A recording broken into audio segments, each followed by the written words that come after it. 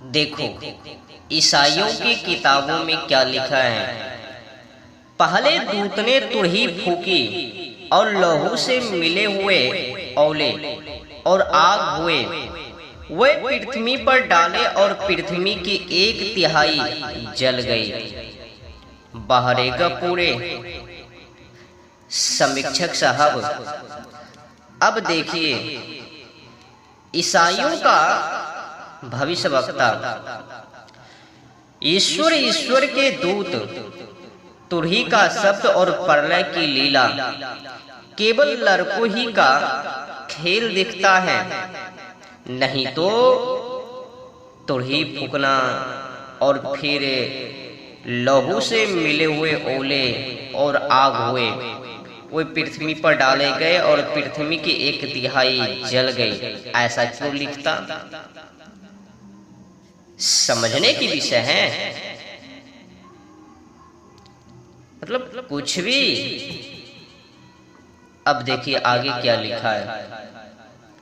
और दूसरा दूत आगे वेदी के निकट खड़ा हुआ, जिस पास सोने की धूपदानी थी, और उसको बहुत धूप दिया गया और धूप का धुआं पवित्र लोगों की प्रार्थनाओं के संग दूत के हाथ में से ईश्वर के आगे चढ़ गया।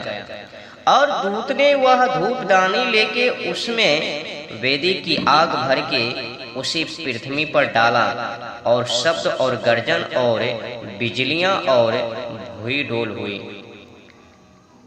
समीक्षक साहब, अब देखिए गोपलीला।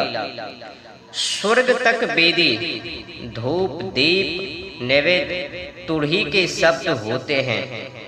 क्या बैरागियों के मंदिर से ईसाइयों का स्वर्ग कमती है क्या? कुछ कम है क्या? अंधविश्वास फैलाने में, विकृति फैलाने में कुछ धूप धाम अधिक ही है ना? फिर देखिए आगे क्या लिखा है।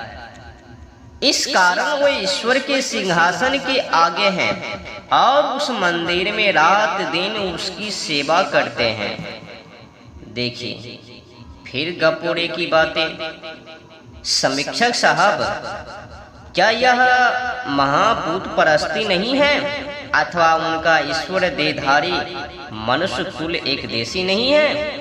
और ईसाइयों का ईश्वर रात में सोता भी नहीं है, और यदि सोता है तो रात में पूजा क्यों करते होंगे तथा उसकी नींद भी उड़ जाती होगी, और जो रात दिन जागता होगा तो फिर कुछ भी हो जावे।